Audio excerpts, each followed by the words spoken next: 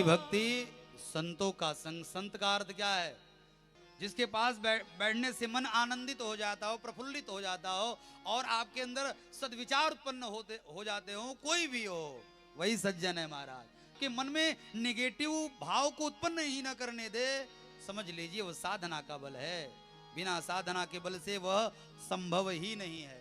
तो पहली भक्ति संतों का संग, दूसरी भगवान की कथा में प्रेम, गुरुपद पंकज सेवा, तीसरी भक्ति अमान, और चौथी भक्ति मम गुण गण करहि कपट तजगान। इस प्रकार से नौदा भक्ति का वर्णन होगा।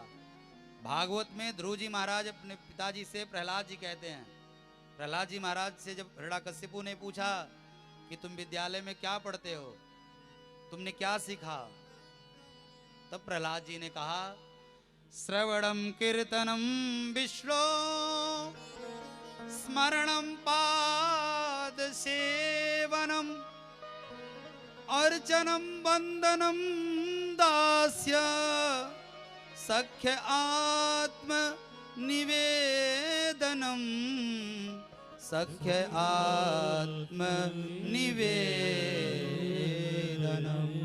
पहली भक्ति श्रवणम, जितना ही आप उसके विषय में सुनेंगे तभी उसके होंगे महाराज। और एक बात बताऊं, जो दृढ़ता से उसका हुआ वो फिर किसी का नहीं हो सकता।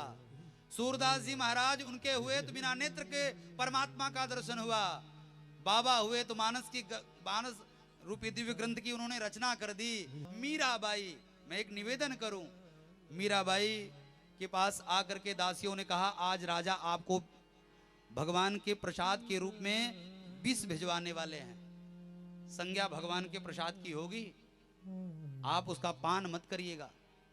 मीराबाई ने दासियों से कहा अगर विष देने वालों ने यह कह दिया कि यह भगवान का प्रसाद है तो मैं उसे छोड़ नहीं सकती। और हुआ भी वही।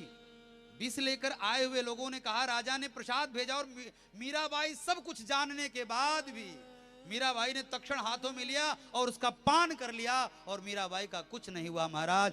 भक्त बनना इतना सरल नहीं है। भक्त का अर्थात सब कुछ समर्पित महाराज। दुख भी तुम्हारी कृपा से, सुख भी तुम्हारी कृपा से।